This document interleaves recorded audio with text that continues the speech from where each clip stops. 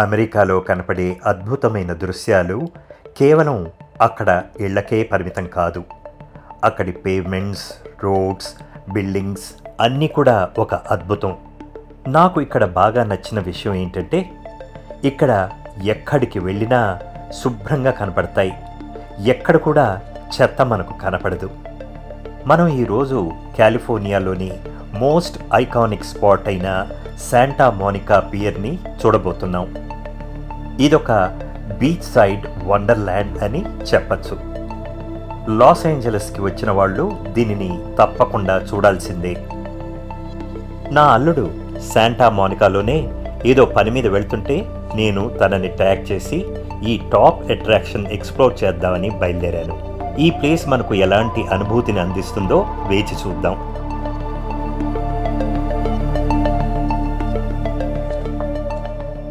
నేను అమెరికాకి వచ్చినప్పుడల్లా నాకు బాగా ఆశ్చర్యం కలిగించే విషయం దాని అపురూపమైన రోడ్ నెట్వర్క్. మనం ఇండియాలో హైవేస్ అని పిలిస్తే ఇక్కడ ఫ్రీవేస్ అని పిలుస్తారు. ఇంకో విషయం ఏంటంటే ఈ రోడ్స్ని చాలా అపురూపంగా మెయింటైన్ చేస్తారు. అమెరికా ప్రపంచంలోనే సుందరమైన రహదారులకి నెలవు లేదా హోమ్.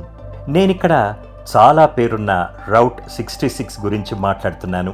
ఈ రౌట్ ఈస్ట్ కోస్ట్ నుంచి వెస్ట్ కోస్ట్ వరకు విస్తరించింది. ఈ ఐకానిక్ రౌట్ విస్తీర్ణం 6100 కిలోమీటర్లంటే నమ్ముతారా? షికాగోలో మొదలయ్యి ఇప్పుడు మనం సందర్శిస్తున్న శాంటా మోనికాలో ఎండ్ అవుతుంది. మీకు అమెరికాలోని రోడ్స్ గురించి ఒక ఆసక్తికరమైన విషయం చెప్పాలి. అదేంటంటే ఈ ఫ్రీవేస్ మీద ఒక స్పెషల్ లేన్ ఉంది. దీనిని కార్పూల్ లేన్ లేదా హై ఆక్యుపెన్సీ వెహికల్ లేన్ అని అంటారు. ఈ స్పెషల్ లేన్ని వాడాలంటే మన కారులో కనీసం 2 ఉండాలి. దీనిని మనం ఫాస్ట్ లేన్గా భావించవచ్చు. ఈ రూల్ని బ్రేక్ చేస్తే మాత్రం మనం సింపుల్గా 43,000 రూపాయల ఫైన్ కట్టాల్సి ఉంటుంది. దూరంలో కనపడుతున్నది LA డౌన్ టౌన్. మీకు కాలిఫోర్నియా గ్రాస్ స్టేట్ ప్రోడక్ట్ ఎంతో తెలుసా? అక్షరాల $4.10 ట్రిలియన్. ఒకవేళ కాలిఫోర్నియా ఒక దేశం అయి ఉంటే ప్రపంచంలో అతిపెద్ద ఆర్థిక వ్యవస్థ అయి ఉండేది. అమెరికా, చైనా, జర్మనీ తర్వాత కాలిఫోర్నియా స్థానం ఉండేది. యుఎస్లో అత్యధిక జనాభాతో మొదటి 2 స్థానాల్లో ఉన్న నగరాలు న్యూయార్క్ అండ్ ఈ LA. వావ్! మా ముందు ఫెరారీ కార్. దాన్ని ఎక్కడికో ట్రాన్స్పోర్ట్ చేస్తున్నట్టున్నారు. సూపర్ కార్ సైటింగ్ అంటే ఇదేనేమో. ఈ టనల్ని నేను గుర్తుపడతాను. నేను శాంటా మోనికాకి ఇదివరకు 3-4 సార్లు వచ్చాను. ఇక్కడికి వచ్చామంటే పియర్ దగ్గరలోనే ఉందని అర్థం.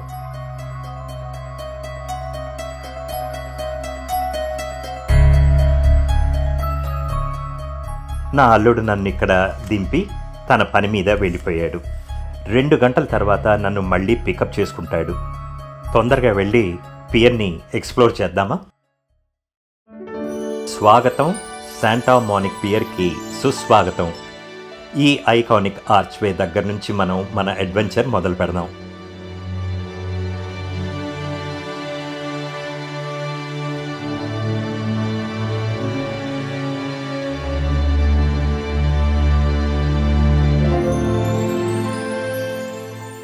మీరు ప్రపంచంలో చాలా పేరున్న సార్కే డ్యూ సాలే సర్కస్ టెంట్ని చూస్తున్నారు.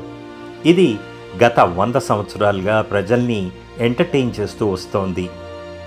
ఈ పియర్ని మనం చాలా హాలీవుడ్ సినిమాల్లో, టీవీ షోస్లో చూసే ఉంటాం. మీరు కనుక forest Gump, the sting, iron man సినిమాలు చూసుంటే అందులో ఈ పియర్ని చూసే ఉండాలి.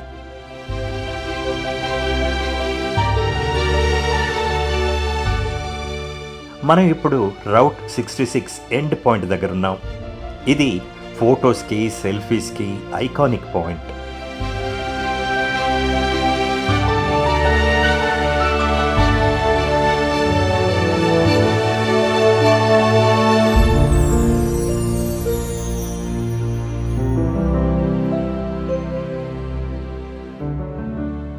ఈ పియర్ చెక్క దొంగలు వాడిన విధానానికి ఒక గొప్ప నిదర్శనం.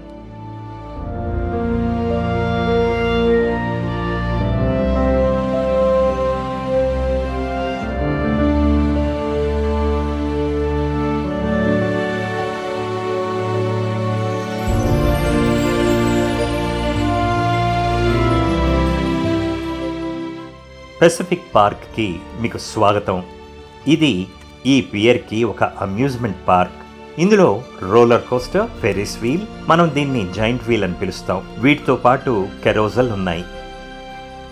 సముద్రం యొక్క అందమైన ఏరియల్ వ్యూని ఒక పక్షిలాగా ఆకాశంలోంచి చూడాలి అంటే ఈ ఫెరిస్ వీల్ ఎక్కాల్సిందే.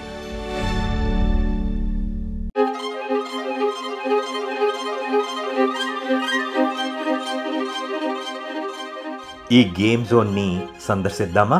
ఇందులో బోలెడన్ని ఎలక్ట్రానిక్ గేమ్స్తో పాటు ఫన్ యాక్టివిటీస్ ఉన్నాయి.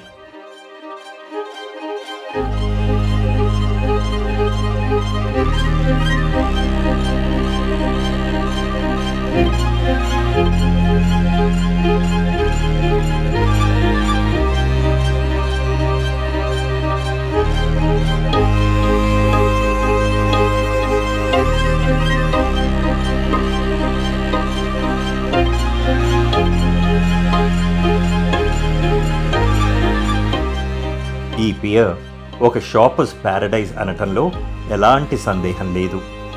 ఇక్కడ బోలెడన్ని సూవెనీర్ షాప్స్, ఫుడ్ కోర్ట్స్, రెస్టారెంట్స్, ఇంకా అనేక రకాల అవుట్లెట్స్ ఉన్నాయి. కాసేపు రిటైల్ థెరపీలో పాల్గొందామా?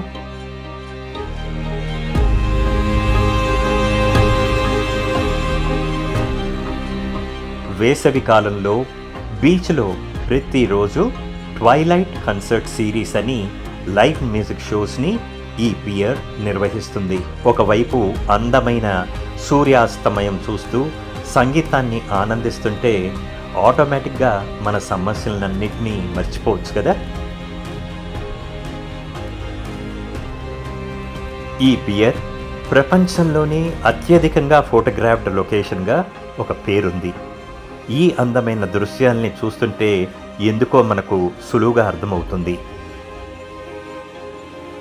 శాంటా మోనికా పియర్ కాలిఫోర్నియాలో చారిత్రాత్మక నిర్మాణాల్లో ఒకటిగా గుర్తింపు పొందింది. ఈ place national registry of historic ప్లేసెస్లో నమోదై ఉంది. ఈ పియర్ని 1909లో నిర్మించారు. ఆ రోజుల్లో సరుకు దింపుకోవటం కోసమో లేదా మున్సిపల్ డ్రైన్స్ వేయటం కోసమో దీనిని నిర్మించారంట.